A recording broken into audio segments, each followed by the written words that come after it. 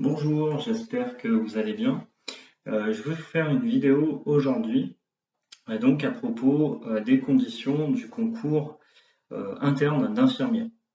Donc une fois n'est pas coutume, pour une fois, j'ai fait une vidéo où je suis debout.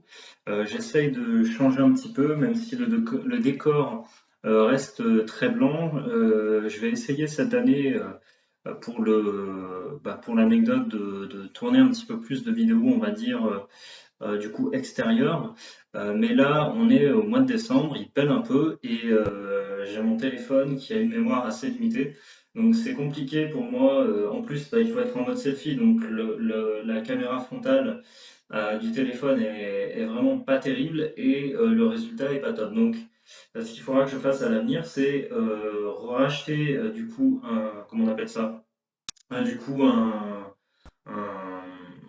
truc pour poser en gros le téléphone, voilà, et du fait que je puisse tout simplement me filmer en fait avec une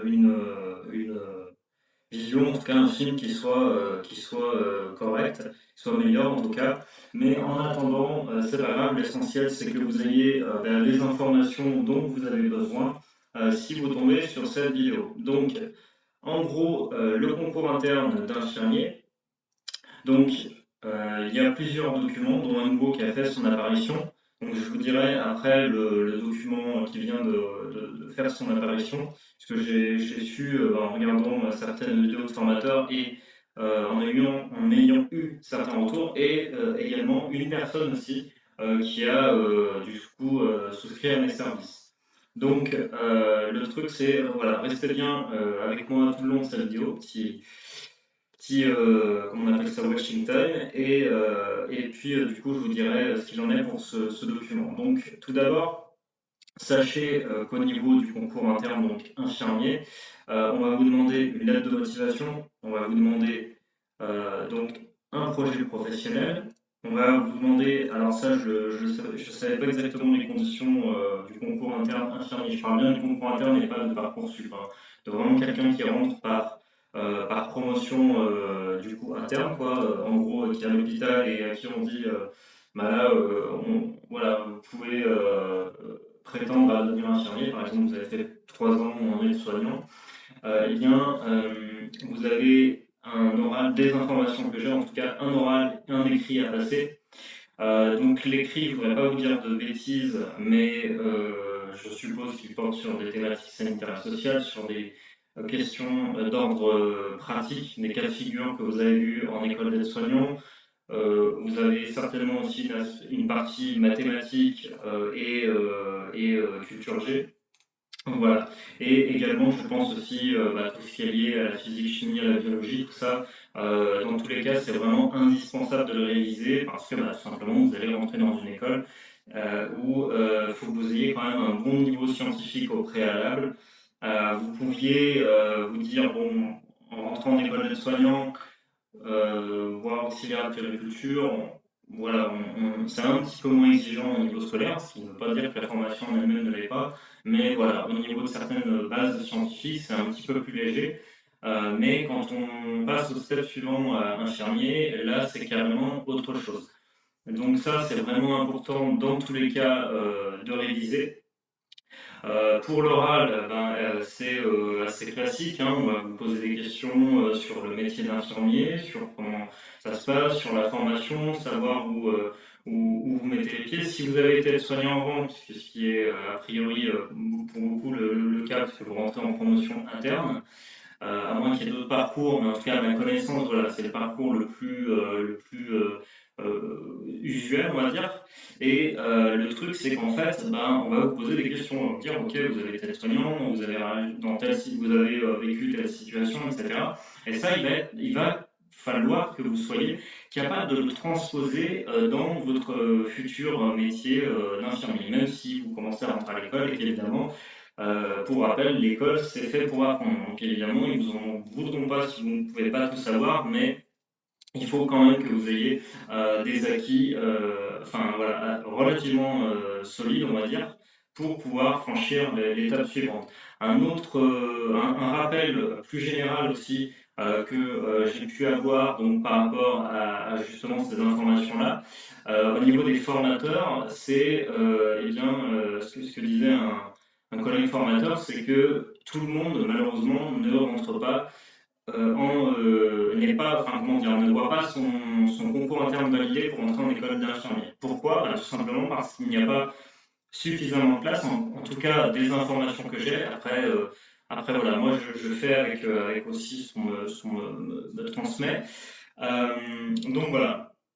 Donc clairement, du coup, voilà, toutes ces informations, évidemment, enfin, ça veut pas dire que c'est pas possible, mais voilà, il va falloir vraiment faire un super dossier et pas juste avoir la moyenne pour pouvoir du coup intégrer, enfin pouvoir être accepté dans une école, pas dans une école, je dis n'importe quoi, j'ai tellement l'habitude de bosser avec, dans la filière, on va dire normale, avec les aides-soignants et les auxiliaires. Bon, je voulais dire, voilà, pour rentrer donc, dans un hôpital et rentrer en études d'infirmier, eh bien, il va falloir faire un super dossier. Moi, je peux vous proposer un accompagnement, comme je l'ai fait pour déjà, je pense que ça doit faire au moins une centaine de personnes que j'ai eu le plaisir d'accompagner jusqu'à présent, avec un bon taux de réussite dans l'ensemble, avec un chiffre qui se retrouve hein, de toute façon en toute transparence. Dans la plupart des personnes, des formateurs qui font bien leur boulot, on retrouve souvent le même chiffre. Donc voilà. Moi, je ne promets jamais de miracle, je promets simplement de faire mon mieux et en général, ça donne déjà d'excellents résultats. Et pour dire franchement les choses, quand une personne n'est pas motivée dans ses documents, n'a pas envie de me transmettre suffisamment d'informations, de ressenti, de feeling, euh, dans son expérience personnelle, professionnelle, ça se ressent clairement dans les documents, comme je le dis souvent, je ne suis pas un magicien, moi j'interprète les choses et je fais tout simplement au mieux par rapport aussi à mon ancien vécu d'étudiant en santé, enfin, dans le domaine paramédical. Donc voilà, et aussi par rapport à mes aptitudes en écriture, donc tout ça mêlé fait que voilà, moi je vous aide en tout cas au mieux.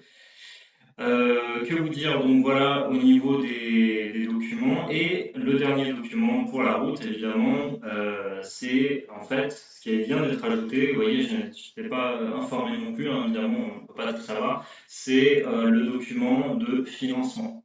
Le document, enfin la lettre de financement, en fait, sert vraiment de validation, d'aval pour valider, a priori, encore une fois, avec les informations que j'ai eues, de certains formateurs, ça permet en fait de valider définitivement votre dossier. C'est-à-dire dans la lettre de financement, il ne s'agit pas de faire un projet professionnel bis, il ne s'agit pas de faire une lettre de motivation version 2, mais vraiment voilà, d'aller chercher un autre argumentaire, enfin tout simplement voilà, argumenter, mais d'une autre manière, pas voilà, vraiment faire des documents distincts et dire bah écoutez voilà, du coup voilà, je souhaite obtenir le financement. Donc, alors, à qui s'adresser de la formation et à qui s'adresser moi, j'ai eu plusieurs sons de cloche. Donc, il y a une personne qui m'a dit, enfin, je pensais à un truc que j'allais dire, qui m'a dit du coup qu'il fallait s'adresser donc au jury, aux personnes qui peuvent la financer à l'hôpital, mais en même temps, elle ne savait pas trop cette personne si il fallait être financé par Transition Pro. Bon, après, ça c'est pour l'anecdote, elle a mélangé des documents, etc. Donc j'ai dit, je vais la sauver de la noyade, évidemment, c'était mon rôle. Donc voilà, en tout cas, on a fait au mieux et on a pu vraiment voilà, faire distinctement chacun des documents parce que clairement, si voilà, c'est votre cas, vous voulez rentrer en concours interne infirmier, vous voulez rentrer dans ces études-là, vous étiez soignant et que vous mettez par exemple, vous confondez une lettre de motivation ou un projet professionnel avec une lettre de financement, ça risque de faire très très mal et votre dossier malheureusement risque de passer à la trappe. Donc vraiment vraiment faire attention. Euh, j'ai pas plus d'informations parce qu'en même temps, c'est un peu le rôle d'être un petit peu opaque là-dessus, de laisser un petit peu juste ressortir certaines infos, de la part des professionnels, enfin voilà, des personnes qui font ça, des réformes qui sont mises en place. Mais au niveau de la lettre de financement, moi j'estime que j'ai plus en tête exactement le nombre de pages, mais je pense que 2-3 pages maximum d'argumentaire bien construit, ça suffit vraiment à expliquer tout simplement les motivations que vous avez pour ce métier. Voilà, je pense que, comme je dis, on fait au mieux et après, on voit un petit peu, on voit tout simplement ce que ça donne. Mais clairement, si vous avez des arguments valides sur ce dernier point, sur la lettre de financement, on voit que le métier d'infirmier est un métier de toute façon en tension, on manque d'infirmiers, il y a des gens qui démissionnent par rapport à ce qui se passe et toutes ces histoires de vaccins en ce moment. Voilà, c'est clairement très très compliqué. Et en même temps, on dit dans le même temps qu'il n'y a pas de place pour tout le monde. C'est-à-dire, je suppose que forcément, ça demande au niveau du budget de l'hôpital, si vous voulez, voilà, pour finir la vidéo, on s'en fout, ce sera un petit peu plus long, c'est pas grave. On est là pour ça, mais du coup, l'idée, si vous voulez, c'est que le financement, pour finir mon raisonnement, quand vous demandez un financement, en gros, faites vraiment un gros raccourci.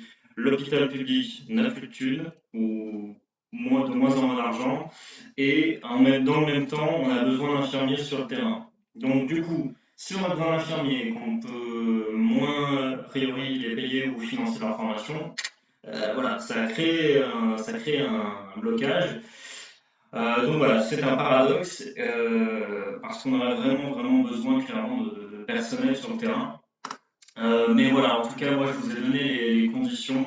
Donc, rappelez dans la lettre de financement, allez, on va finir là-dessus, tout simplement, pourquoi vous voulez devenir infirmière, reprendre un petit peu vos motivations intrinsèques, rappeler que le métier d'infirmier est en tension et que, voilà, il y a du manque de personnel, il y a toutes ces choses-là qui font que voilà, clairement, on a besoin de gens plus que jamais et que vous, le but c'est simplement de montrer que vous êtes la bonne personne pour exercer ce métier par rapport à votre vécu, par rapport à vos expériences personnelles, professionnelles, vos motivations et toujours pour rappel de faire l'idée dans tous les documents, c'est de toujours faire le lien entre, encore une fois je le répète, mais vos expériences professionnelles, vos expériences personnelles, faire des liens avec la formation d'infirmier, le métier d'infirmier, et c'est vraiment, encore une fois, à mon sens en tout cas, la base de tout.